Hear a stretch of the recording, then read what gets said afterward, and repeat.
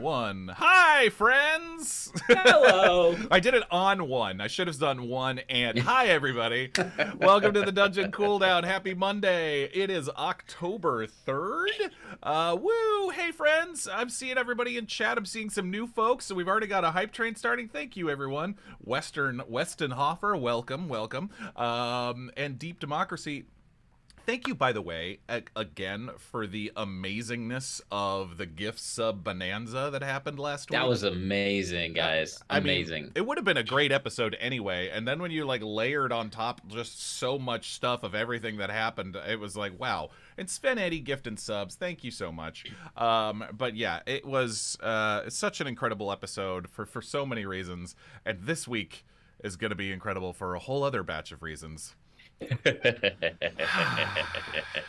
working on a dance routine, everybody. Guys, it's gonna be it's fantastic. It's gonna be great. Morgan already showed it to me, and it is outstanding. It's outstanding. Like, he's very nimble. Like you wouldn't think so, but he's a nimble fella. Still working on how to work in the pyrotechnics. But yeah, got a lot of work. We'll get there. No, we'll get there. We will make it to nationals.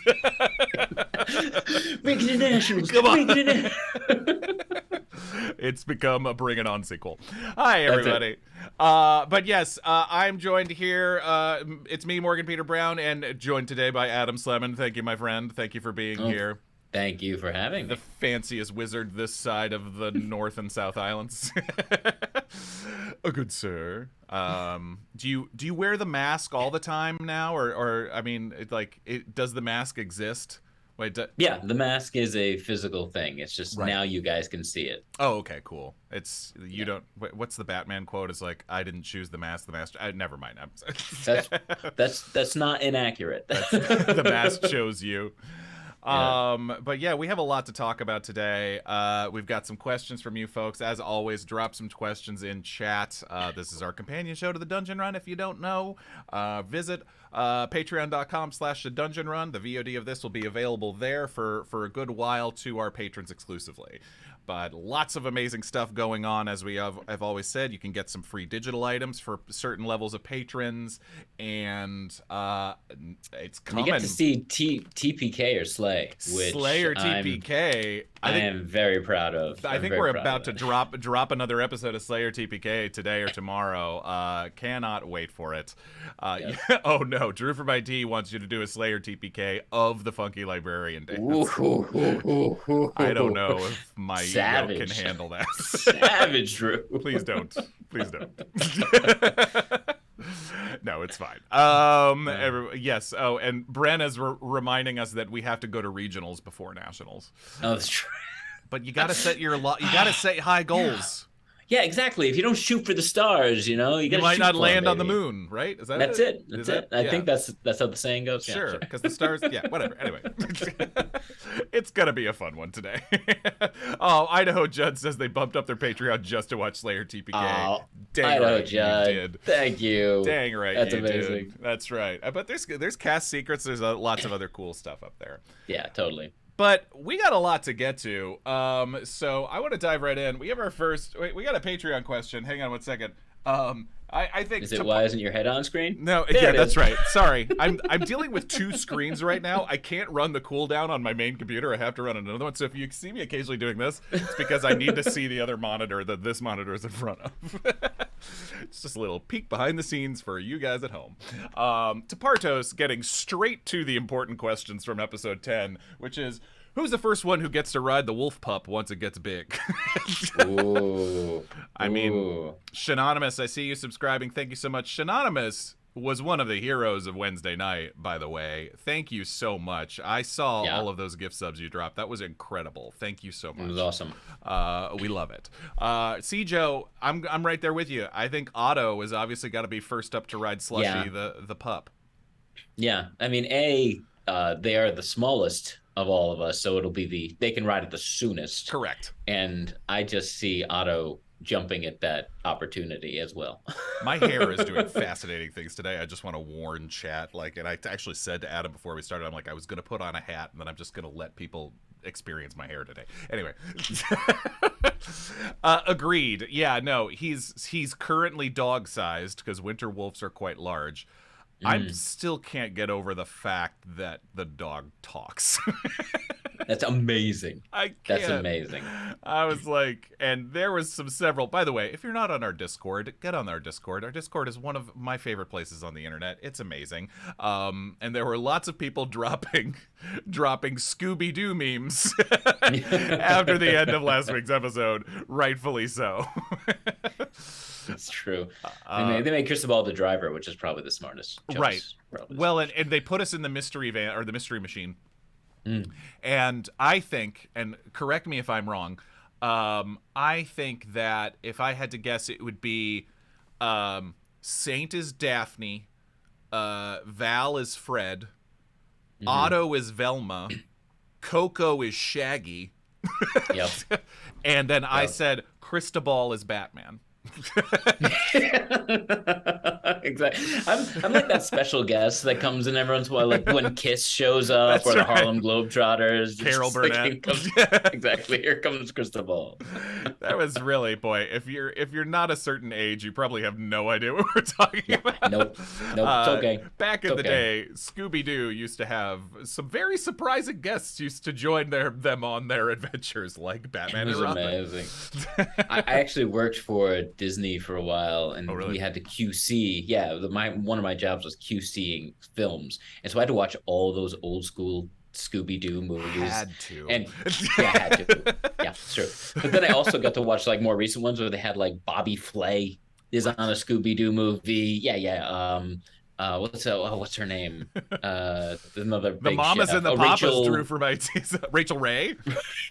Yeah, Rachel Ray was on it. Were they all chefs and home goods people? Yes, exactly. There was like a weird like restaurant mystery going. It was very odd. Martha Stewart. Oh my God! Yeah, Melody's Voice sending Kiss was on there for sure. Absolutely. Yeah. Kiss is that's a weird combination, but sure. Scooby-Doo beats Bobby Flay. Like in a cooking contest? I get it. I mean, have you seen the sandwiches that Scooby-Doo can create? They're like massive.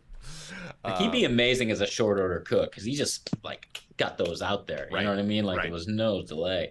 I know. Jen says it's the writers trying to get better catering. That's man, you might be right. Having worked behind the scenes on a lot of shows, you sir are probably onto something. Oh my goodness. Okay. Yes. So we have a new winter wolf pup.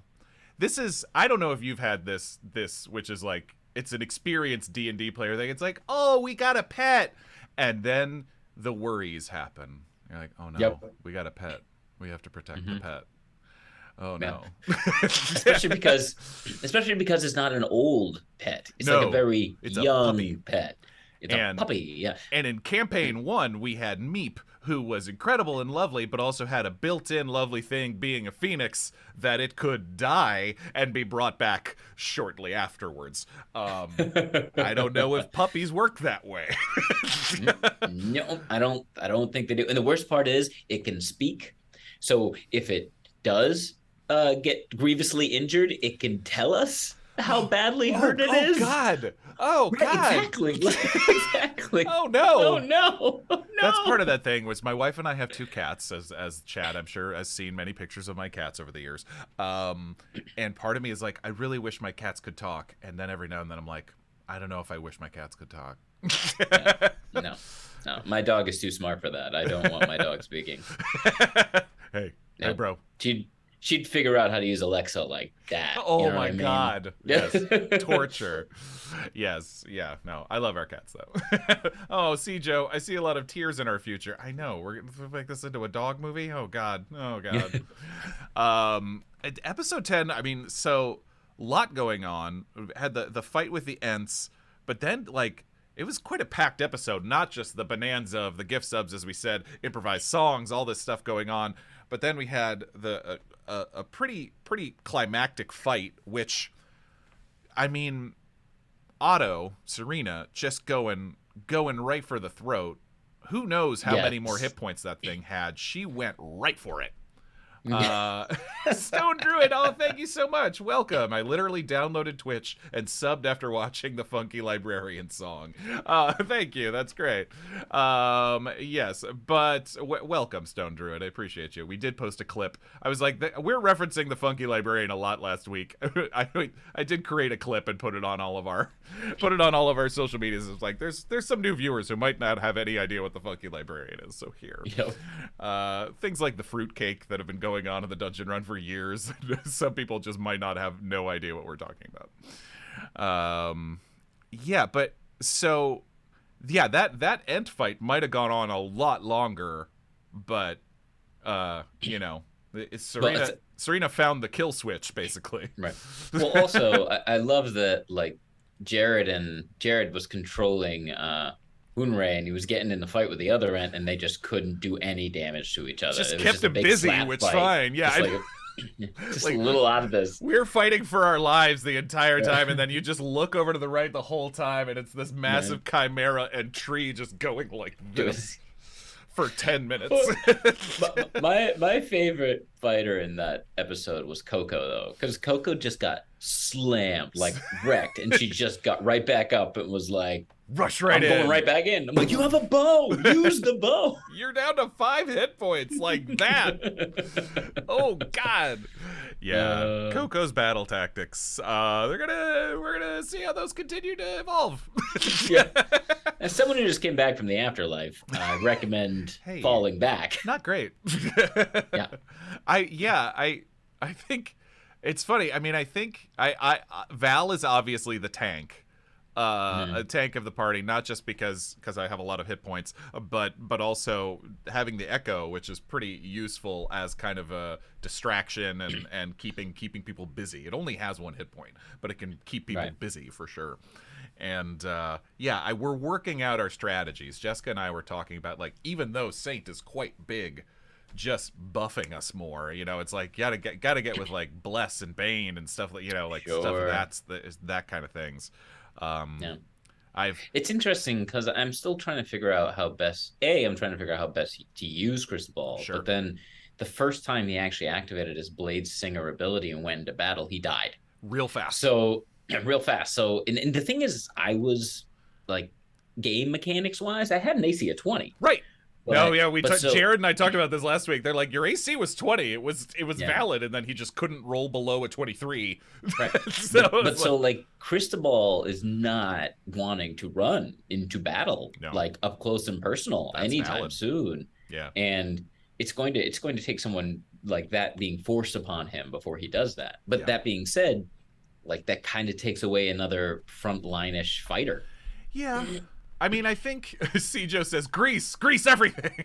Exactly. Which, again, I think I've said this during the episodes, but kudos to you for your experiment, just reminding us how useful a spell grease is. I love using spells like grease or shape water or like anything that people do not expect it to be used for. Yeah. Because there's definitely a conception of people think stuff is going to be used, and I'm like, what this?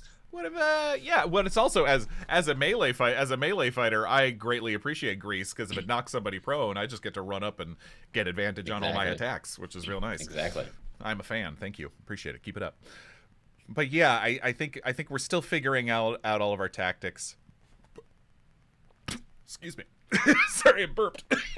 Let me not choke over here. Oh gosh.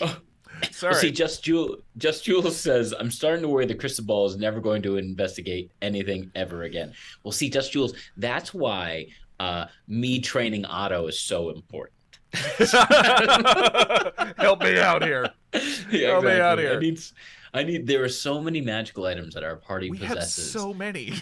That I haven't had the time to look at, like, in game. Out of game, I've talked to Jared. I've read some paperwork that he's given me, but I'm trying to story-wise incorporate it organically. Right. And it's just been really hard, because it's like, all right, let me sit down and I'm blind. Okay, I'm just gonna... oh, great. Well, yeah, it is funny sometimes. I find out, like, when you talk to the DMs and Jared was like, I thought you guys were just gonna, you know, start with the small stuff and work your way up. And I was like, no, we found the thing that was like seemingly the most powerful thing. I was like, you should look at this first. Right. The skull was immediately like we pulled the skull and it seemed to set the world a tumble, and so we were like, we should probably find out what this thing is. Well, and Otto seems to have an affinity for it suddenly. So you know what? God. Okay, yeah, let's get into this. That's not where Otto is starting. That's not where I'm going to have Otto start. But it is. It's a great reason for Cristobal not to dive into the skull anytime soon. I know. Let's get into this a little bit because I think someone in the Discord said, "How does it feel?"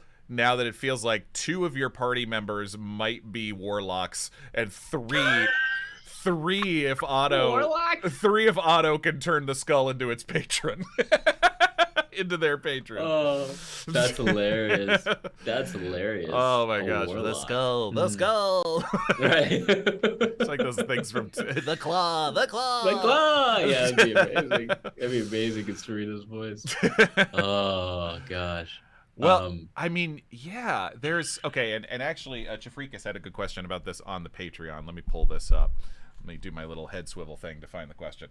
Chafrikas asked, the Queen Mab talks clearly had Morgan as himself in an emotional panic, but would love to hear each of your thoughts on Coco's Feywild reveals from this week, both in character and out of character. I think we're that's great. By the way, not to pat ourselves on the back, I think we're doing a lovely job of not metagaming a lot of things. Sure. Because there are certain things. You're absolutely right, Chafrikas, that the mention of Queen Mab and sort of seeing all that Coco may have already gotten herself into was like, oh boy. It's like, oh, you did what? Oh boy. And Val's panic is probably at like a 3 when he's hearing this stuff, but Morgan's panic is like, oh no. This is not good. And we just maybe planted a portal. We just gave it a portal into our world. Well, that was the funny thing, right? Is because Cristobal doesn't know that much about the Fae. Everything he knows about the Fae is theoretical. Right. And what he does understand is magic. And that's why I was sitting there looking at that portal, which is what Cristobal identified it as immediately, and going, we should let other people know that this is here, because which is why I was like, you should go tell Hunrei what's going on, because they need to know just that another magical entity could come through. And my favorite part was, I don't know if it was Jared or it was Ron who was playing him at the time, who was just like, it's not a poison. It's a corrupted, it's not my job, man. Listen, I got a contract. Bahatha needs me to get rid of the corruption. If that's not corruption, I'm not getting paid for that. I'm a union guy. I don't need. Yeah, we got a guy for that. I do what I'm here. Yeah, you need to get your portal guy. My cousin, he's a portal guy. He'll come in tomorrow. We gotta go to portal guy. I got a guy you could call. The contractors of Bahatha. You got a grout guy, you got a portal guy, plumbing, electricity. Oh no! I mean, so got a guy down at City Hall. And this I'll talk about Val a little bit too with this, because I think Val, if you haven't been able to tell, Val has sort of it's not a total distrust of deities, but Val, having come from a society that was not quite a mageocracy, but pretty close to a mageocracy, where wizards and high-powered mages are in control. And those societies are known for being anti-theistic, a little getting in trouble with the gods, to put it nicely. And the reason I think that is because deities are very real, and they're in this world, and very much there, and there's playing around and stuff. Then the stronger you get in magic, the more you start to see yourself of like, yeah, they're a little bit more powerful than me, but like, and so in mageocracy, it's like literally like, yeah, you're a god. I'm almost there. You know, like this. I want you to say this in game. Please say this in I game, no, because I I mean, want to see Jared's reaction to this. I don't think I think there are sides, but yeah, I think so. That's not where Val is, but Val has been around those people who very much view the gods in those way. So I think he was probably raised with a kind of a yeah, the gods aren't all that, you know, like kind Oh, of natural critique of them, you know, or anything like that. So the fact that we are being so yeah manipulated in some ways, and but we are flying blind. I sure. think I talked about this last week, which we're operating on so many assumptions right now. Now, Oh as I yeah, understand it, the audience knows a lot more than we do. But our and Val will say this in game. All of this is just a guess. We're going off oh of yeah, Olivar, who seems to think we're these things called the Stormborn, that we're here to do this, and if we do this, maybe we'll get to go home. That's all just a guess. Like, we've sure, had zero verification of any of this. And what's the alternative? Just hang out in the cold until we die? You know, like sure. it's kind of like it makes sense. I've validated for Val because I'm like, I think he's doing it because what else is he gonna do? This is his only hope of getting home so far. You know, that this is Sure. the only, and that's why you had to save Olivar. Is he's the only one who seems to know anything of what's happening. Sure. It's I a think lot. for Cristobal, yeah, I think for Cristobal, you're talking about someone whose world has just been ripped asunder, Mm. and so In he's so dealing many with, ways. yeah, he's dealing with cold hard facts. He's like, this is a fact, Yeah. this is a fact, Yeah. this is a fact, and so like when he, died, this has become a new fact, Right. and when you're talking about someone who, it's not that he does not have faith. Mm. It's just he's always had a lot more faith in things that are tangible or Yeah. things that are explainable. Right. And faith is not that. And that is in no way a judgment of faith, Yeah. but it's not something he's been required to have. Yeah. And to be honest, many people in the D&D world don't necessarily have to have faith, Right. because the gods are tangible. They'll There's show up and smack you in the face, yeah. you There know what is I mean, no or give you an atheism in apple. D&D. Yes. Yeah. Yeah, Yeah. exactly. Yeah. So but this is the first time he's interacted with God. He's seen results of in this Yeah. respect, and it's fascinating to him, and he understands what power is, and he understands how effective it can be, not only in keeping us alive, Mm-hmm. but in manipulating the world, especially coming from a very magical place. Yeah. I mean, I So I like. think that's Go ahead. I'm sorry. no, I was gonna say I think that's why he's in the current headspace he is when it comes to like Lumbra and such. I like how deep and theoretical we're getting, so I'm gonna keep going down this path for a minute long, because I think I agree with you that and I think Val's trying to do the same thing, where he's just trying to focus on what is real and what is just and what have we just assumed, because Sure. I think Val is, you know, and I think Cristobal dying was a big moment of like, what are we doing, man? Like, we are operating on so many things that are just a guess, an assumption, and we could die out here. He already died out here, you know, Yeah. and it's like, we could die out here for what? To help the Ramidi seem nice, you know. They seem like good people. I'm not saying I'm against helping good people, but like, I got people who need me, I think. So like, what's happening? Right. You So know. for Cristobal, his lands are being affected by the same style of pestilence that is affecting the Darkwood. Right. And so, not only did he get his butt kicked in a wizard's duel, but he also needs to get back to help save. And like, if so, not only is he trying to reclaim his status through knowledge, but also through self-worth and self-validation. So I think that's what's keeping him in the game in that respect, as opposed to just like shutting down and trying to be like, how do we get back home? Yeah, I'm not for shutting down, but there is I think you put it well, which is like, you're just trying to operate on facts, and I think what started to really hit home for Val is how few actual facts there are. Sure. Because there aren't a lot. Like the fact we were here, now we're there. Yep. what other facts do we have?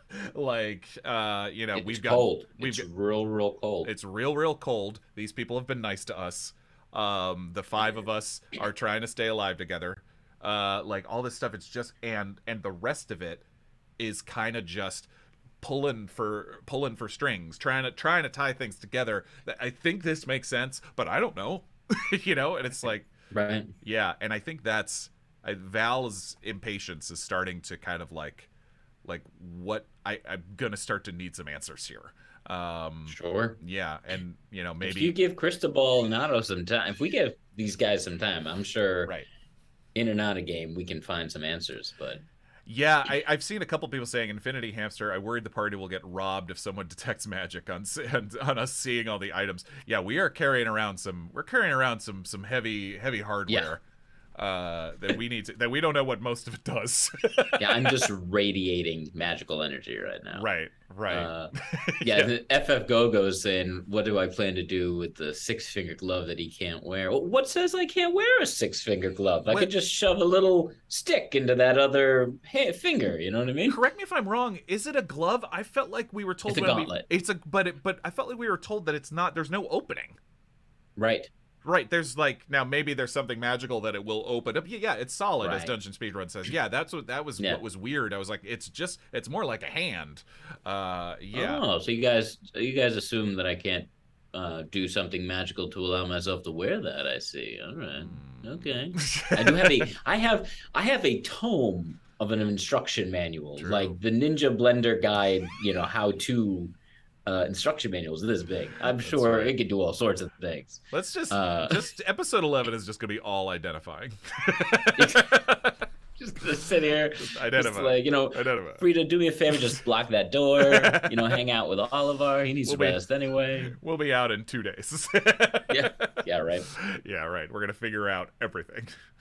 Oh my goodness. Yeah. So, and please don't give anything away. But I think it was fascinating how you played it, and also just I think I was being honest and Val was being honest, being kind of creeped out by Cristobal last episode. My favorite reaction to was Jess, because Jess was like, "I don't think your god's correct." And I go, "What is your god? What is your god believe?" Incredible moment. Incredible. Not just sort of a oh you think I'm operating on not knowing anything? Oh, what do you know about your god again? It was just so much fun to play. Oh, Saint. You're judging me? Okay, copy. All right. No, it's interesting because I get the apprehension and the creeped outness of it. And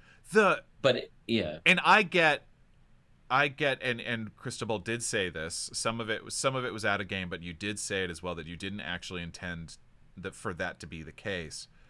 But the seeming rescue of souls that was then just not, you know, or like or it wasn't. I think the entire party thought you were going to be able to, you know, do like you rushed forward with the mirror and grabbed you know, a dozen souls, and then we're like, okay, we'll be able to get those, and then it was like, no, they're gone.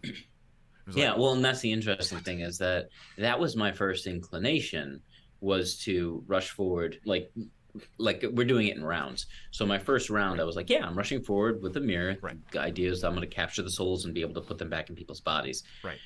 But then by the second round, I had thought of a couple things. One, all these people have been stabbed through the chest to get this soul out. So even if I could throw a soul back in the body, they were dead. That body might be dead. Yeah. Number two, I was like, well, you know, what the souls need to go somewhere, no matter what. Yeah. And drifting off into nothingness, especially the way Jared and Ron described, like the blue and green energy is kind of disintegrating, did not feel like to me it was a resolution in any way, shape, or form. Sure. So that when I grabbed the souls and then I eventually went into the mirror and I saw the things I saw, I was like, oh, okay, yeah, no, I didn't do what I initially intended to do, but this is good. This is still what I needed to have happen. Ooh, they have masks now. They're fine.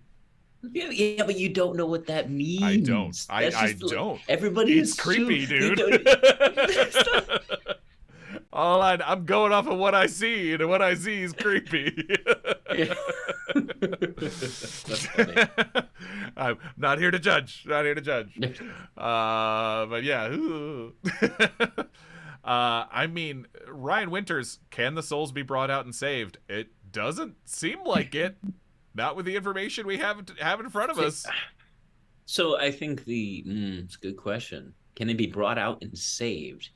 And I'm assuming when you say saved, Ryan Winters, you're talking about basically be reincarnated or rebrought. That's a great question. I mean, I think at least in terms of the way Umbra works, is that it's secular, right? It's like a circle of life situation. So the souls are being, for lack of a better term, saved, but coming back in a new form. And it's just, I don't know what that means, so it's a different type of. You're not making me feel better, man. I don't know. I have a pamphlet. You can read. All right. Have you heard the word of Lumbra? Oh god. Not you. Yikes. This guy's changed. Right. Ariok of Chaos. Yes, I did come out, but if you saw the episode, I made that was not the typical procedure. Well, and also the pineapple happening. I have no idea what happened in that mirror. True. I don't. Mm-hmm. But one assumes that the magic or pine cone, the magical pine cone that we got from Failshin, probably maybe had something to do with it. Pineapple. I'm thinking of Bingle. I just love that idea because no one there has ever seen a pineapple. So we would have been like, what is this? It's a magical thing. It's magical. It's a magic item. It's just a pineapple. Right. By the way, everyone, I'm editing. We're going to be releasing the Dungeon Rush episode 9 soon, which is when Crucible had a secret room. So what I'm doing with the edit is I'm putting all of the action at the top, and then at the very end, I'm putting what happened in Crucible's room. Right. So if you guys don't want to see it, or for instance, if the cast wants to watch down the first half of the episode, people remember what happened. Right. They don't have to watch the second half. Right. That's well done. Yes, we're keeping it as kind of. It could be a clear stopping point, like you do with podcasts. Right. Sometimes it's like you listen to like movie podcasts. They're like, stop here if you don't want spoilers, like stuff like that. Right. Exactly. Yeah, I appreciate that because I've been talking with you and talking with Serena and talking with Carrie as well, where it's just sort of like getting used to the secret rooms and what kind of an opportunity as a performer it is to not know things, to kind of just continue to play it honestly and play it as like, well, I'm operating off of the information that I have. I don't know. And I think it adds an extra layer for the audience to sort of see it. It means we make wild assumptions sometimes that are very wrong, but that's sometimes what it's about, and that's fun. Yeah, it's one of the first rules of improv is react to the last thing said. Right. Like you can go into a scene or go into a character or go into a situation with an idea of how you want to play it, but if you're really listening and you're really in tuned to what's going on, you're reacting to the last thing that happened. Right. You can't ignore it, because if you ignore it, then there's no growth. Right. Be it for your character or the story or any of that. So, right. I mean, it's that's one of my favorite things to do is just be like, wait, why is he going down there? Well, because this happened and then this happened and then that happened. And even though he never intended, to wear two shirts, the same shirt 2 days in a row, that's what ended up happening. Yeah. Ryan Winters asks about, do I think Val will find a god at some point, either in an ironic twist or something more serious? It was funny. I was just thinking about this, that we have, when you set out with a campaign, you set out, like when you set out with a story this big, there are big themes that I think are in place already, and then there are smaller ones that just start to appear. And I wonder, I don't know if this was a main theme already, but one theme I'm already feeling just in this conversation, and I felt the last couple weeks, is facts and faith. And just sort of like, because Saint Saint is someone who is you know, like, okay, you know, is just kind of charging forward and saying like, all right, this is the path I've been set on, this is the path I'm going to pursue. And some of us, Val especially so, is very much like, wait, what, you know, and finding that balance, finding out and finding and trying to be trying to find what's important to him and stick with it, but also, like, you know, it's very difficult. So I don't, will Val find a god at some point? I have no idea about that. I do think Val has some things to learn about trust, certainly trust in his party mates and trust in other things. But also, I mean, I think he's gonna maintain a healthy amount of skepticism for sure. I think, you know, he, as I think I said to Coco at some point, I was like, he felt like he was starting to get a handle on things a little bit, and then it was all just yanked out from under him.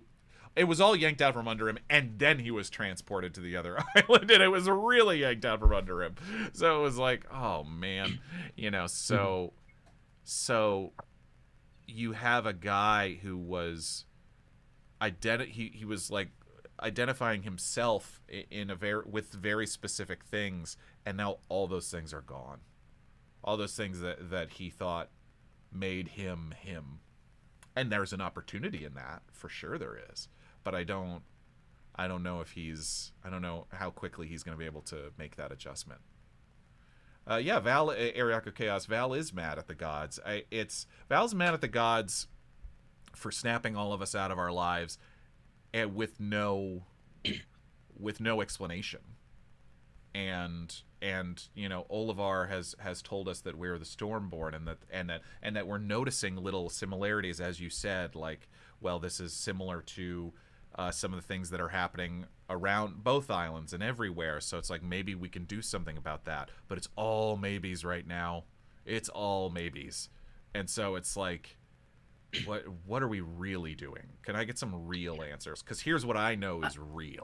My family's in trouble, and I don't know if I can do anything about it, but I'm stuck on the other side of the world, or so it feels like, and I can't do anything. See, that's the thing for me, is that none of us, I mean, I haven't seen your guys' secret room, so I don't know for a fact. Sure. But I know Cristobal was not being successful prior to getting whisked away. Right. Like, he didn't have answers. He didn't have a path. He didn't have a want, so to speak. So I think it's interesting that a lot of people, you know, the idea of, like, for instance, if Val were to go back, right? Let's say you're transported back tomorrow. Sure. Do you have a path to success?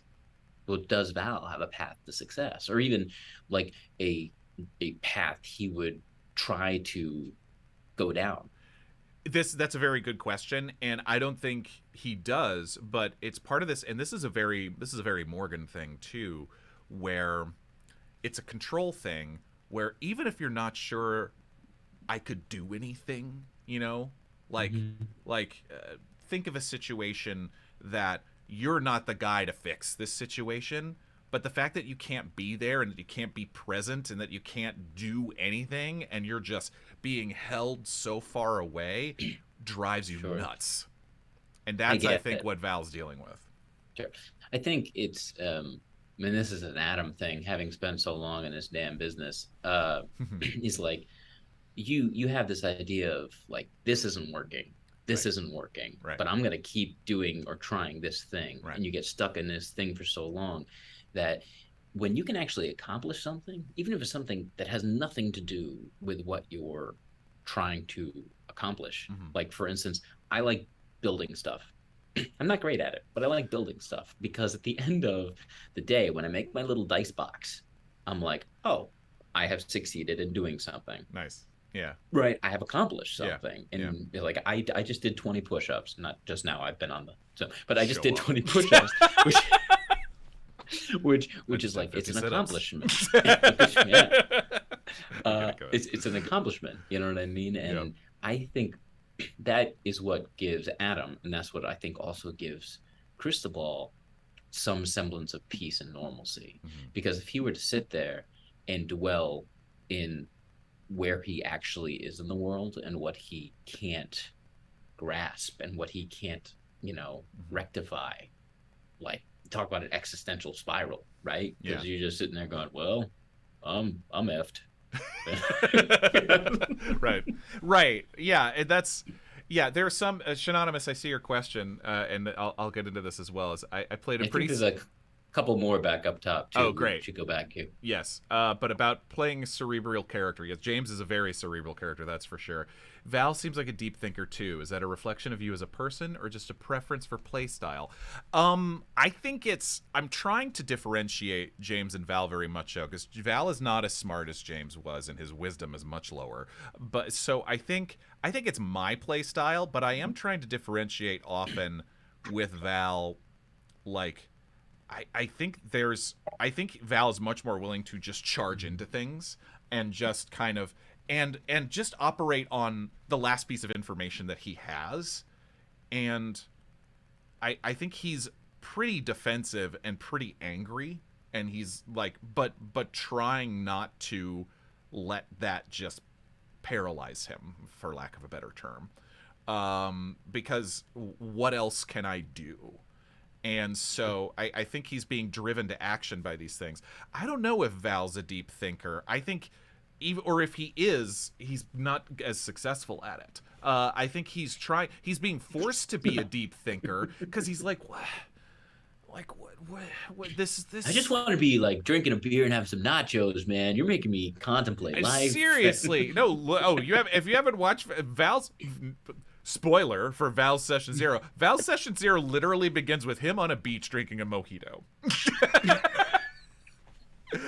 And so and then everything from there is downhill, and it all goes wrong from there. And so it's like, what is happening? And so it is my play style. I constantly, especially with Val is like Morgan. James and Morgan are very similar in a lot of ways. Val is a little bit more of a stretch for me, but I am also trying constantly to check to find the instincts that this guy would want to do. And sure. And that's something I'm really enjoying, and I am constantly thinking about it. So oftentimes I think Val might appear more of stewing or grumpy or something like that, and then charging forward. I don't know if he's a deep thinker, or if he tries to. As I said, he probably fails at it a lot of the time. Yeah, he's been forced into it. He's like, what? This sucks. Like, what are we doing? Yeah. No, Val is, Ryan Winters, Val is based on what he can do with physical things. I think Val knows himself pretty well, or he thinks he does anyway. I think Val knows himself more. And because he was also told often. James was a result of isolation and being left alone and ignored. Val is a result in a lot of ways of being told you're not good enough. You're bad at that. And so he's more defensive. He found things that he was good at, and all that stuff. So there's a lot of that has yet to come out. But yeah. And so I think Val kind of is still, Val, like James, is kind of trying to carve his way out of, except more literally because he has a sword, carve his way into, carve his space in the world, find something he's good at, and do what he can do. Yeah.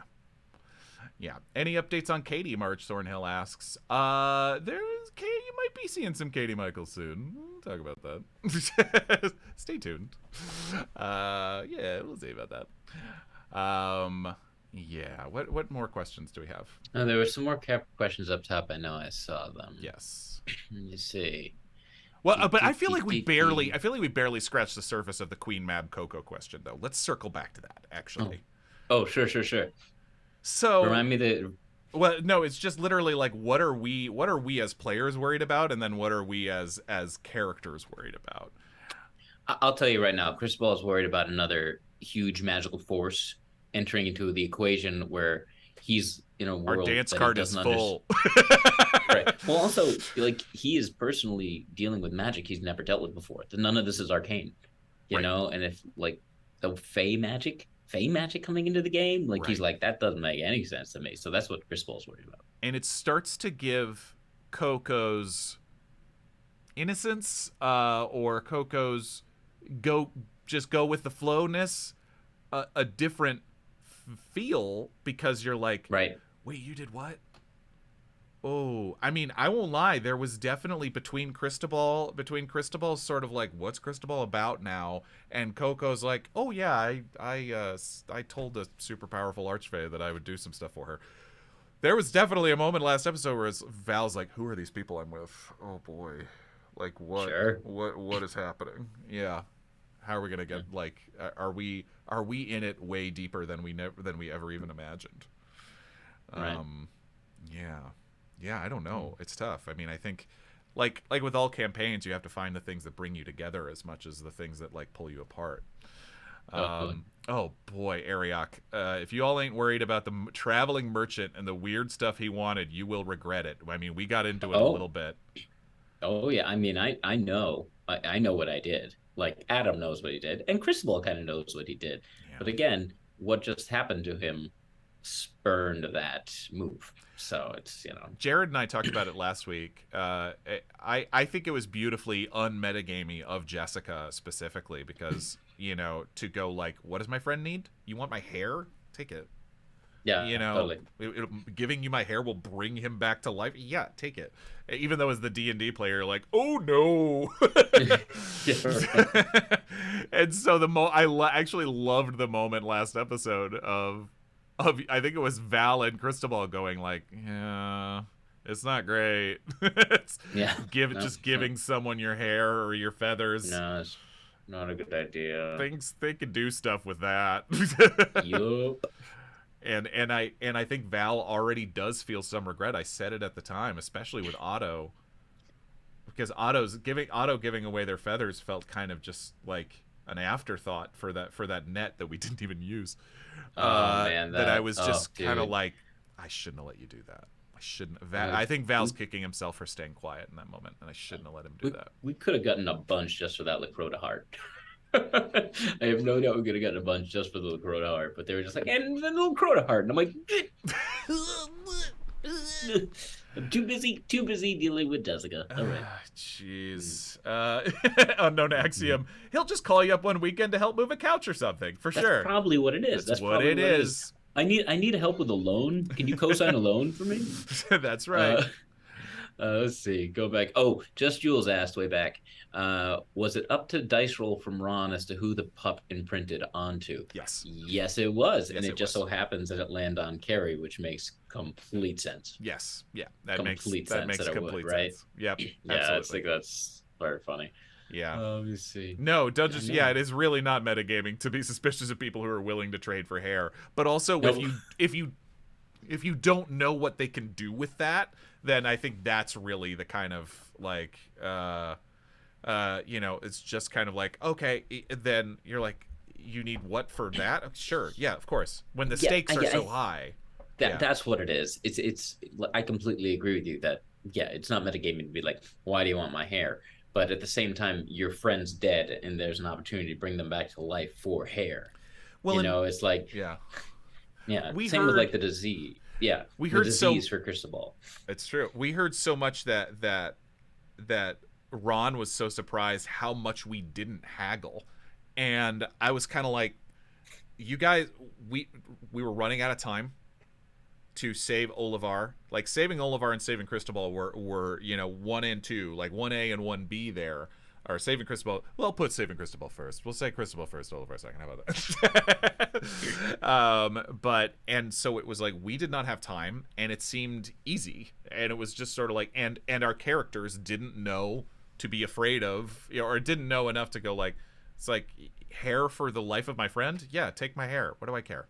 I mean, it's also that idea of like, there's a burning building, and you shouldn't run into that burning building. Right. But your friend's in that burning building. Right. So logically, don't run into that burning building. And we were kind of in the middle of a chase with the wasps. Like we could, we were hearing the buzzing getting further away. So it was like, the stakes were high, and we needed to go.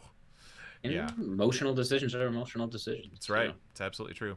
Ryan I Winters, see. how do we feel about the Winter Wolf Pup? How do we feel about Slushy? We talked about this a little Yeah. bit at the beginning, but I mean, my mind is And blown. to marry that into what Infinity Hamster 66 asked is like, who's responsible for cleaning and feeding and watching it?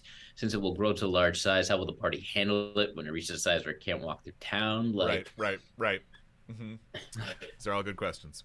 You know. yeah, I think Carrie's in charge of maintenance. I'm gonna 100%. say Carrie is. Although Otto will probably walk it. You know what I mean? Sure. Like Otto's definitely someone who would be like, I'll walk it. Why not? Once it starts getting yeah. big enough, I guess Val will have to like pick it up and move. Like occasionally, take care of certain parts. But I yeah, don't see Cristobal spending a ton of time with Slushy. Not in his current. Maybe he'll grow to be more appreciative of domesticated. A lot animals are. Yeah, a lot of people said that wanted the pup to go to Val. I mean, I think Val and Slushy have a lot in common. I think the fact that they can both breathe ice breath will certainly, it's just we're just meeting Slushy, so relationships are just getting started. Yes. Right. Yeah. Oh my goodness. Vane Dead asked the Soul Stingers. So my Soul head Stingers for the Waspies. The I like that. Nice. Have modified stingers. What are your thoughts on the implication of those stingers? I mean, I tried to roll to investigate, and I think I rolled like a 2 or 3. Yeah. Yeah. Or they. I mean, out of game. Adam thinks there's a lot going on with possibly like a fusion of natural magic and the astral dwarves, and like maybe there's someone's tapped into some astral dwarf technology that's effing with the nature. I think that's a possibility. Yeah, I don't know though. Yeah, I don't know. Or is it just the corruption? Is it just the whatever that's happening, this corruption that's happening is mutating them in some way? Well, but yes, but the corruption's killing things, right? It's killing things. Killing the trees. It's not capturing their energy. Good point. In that respect, right. And so that's why. I mean, yes, in a way, stealing someone's soul is killing them, but I don't know that transference is. That's why. That's what Adam's theory is. Cristobal, when he gets a chance to think about it, it's going to be in a different headspace. But. We had the super creepy moment where we discovered that the those metallic honeycombs went deep down in the earth. It went down. I wanted to be like, can we send the puppy? Can we just go tell me what's down? That's good. Tie a rope around Otto's waist. Just send him down. If I had time, I would have created a familiar and sent a rat down there, but I didn't have time.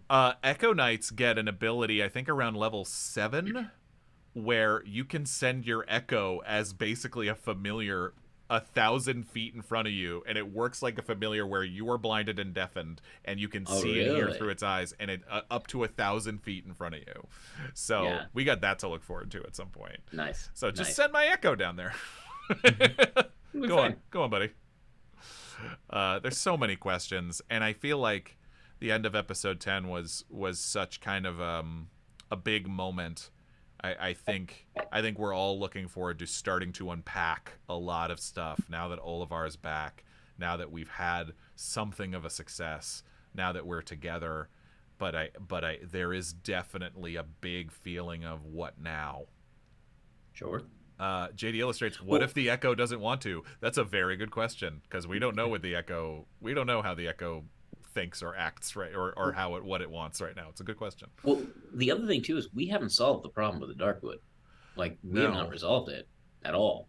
Like Olivar's back, and Olivar's like, okay, now we're gonna deal with the problem of the Darkwood. Right. So like that's just it. Like, but I mean, we were told that Olivar was sort of the key to making that happen. So there's definitely a little bit of Val, and this is a little bit Val's slightly lower. Val's not stupid. He's got a 12 intelligence.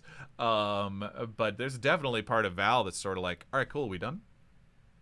In fact, that might be the first conversation we have on Wednesday. It's Val going like, great, you're back. You guys are good? But then what? Again, it's like, what does Val want to do then? Like, if the If the opportunity is, you're expecting us to be We done? whisked back home. You brought us back for this? Saying we did it. Okay. We're good? All right. Cool. Okay. Can you validate my parking? I got Can lunch. You validate? I got a thing. I gotta be back for. I mean, I joke, but a little bit. Yeah, there's a little bit like, cool. Was that the thing? Was that the thing you needed? Cool. Yeah. We're gonna go, or I'm gonna go.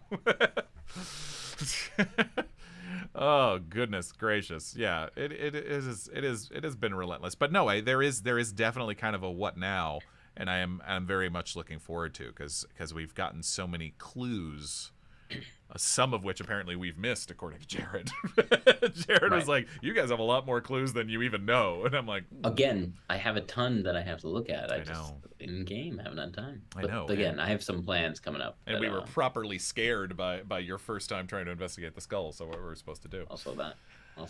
Oh my goodness, we got so much going on, folks. But that's been about an hour, and we love you all. Can we go home now? The D&D cartoon of can we go home now? That's right, Dungeon Speedrun. We love you guys though. We got so much to do, but it's going to be a great week. We will see you for episode 11 on Wednesday night. Adam, am I forgetting anything? Is there anything else we want to tackle real fast? Thank you so much, everybody, for your continued support. You guys are awesome. We love you guys. We'll see you on the Discord or on the Patreon. There's so much more cool stuff coming. And if you have any other questions that we didn't get to today, hit us up on Discord. Happy to answer them. And we will see you with a funky librarian dance on Wednesday night. Gonna be amazing. It's gonna be amazing. It's gonna be great, right? Okay, cool. All right. Have a wonderful Monday, guys. We love you. Take care, and humankind, be both. Be both. Bye.